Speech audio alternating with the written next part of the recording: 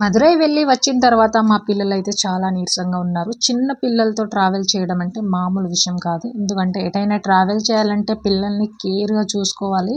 టైంకి ఫుడ్ అందించాలి. కేర్‌గా చూసుకున్న వెదర్ చేంజ్ అవ్వడం వల్ల పిల్లలకైతే దగ్గు, జలుబు వచ్చేసింది.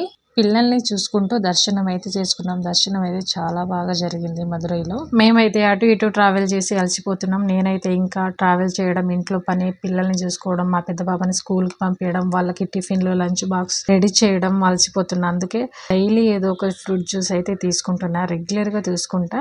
ఒక్కొక్క రోజు స్కిప్ అయితది. కానీ రెగ్యులర్‌గా అయితే తీసుకుంటా ఫ్రెండ్స్. ఈరోజు గ్రేప్ జ్యూస్ అయితే తీసుకున్నా. గ్రేప్ జ్యూస్ తాగడం వల్ల చాలా హెల్త్ బెనిఫిట్స్ అయితే ఉంటాయి. గ్రేప్‌ని శుభ్రంగా క్లీన్ చేసుకొని మిక్సీ జార్లో వేసుకొని ఒక 2 స్పూన్స్ షుగర్ వేసుకొని గ్రైండ్ చేసుకొని జ్యూస్ చేసుకోవాలి. అంతే ఫ్రెండ్స్. జ్యూస్ చేసేటప్పుడు ఎప్పుడైనా సరే షుగర్ కొంచెం తక్కువ ఇచ్చేయండి. షుగర్ ఎక్కువ ఉన్న వాళ్ళకి అంత మంచిది కాదు. ప్లీజ్ సబ్స్క్రైబ్ చేసుకోండి.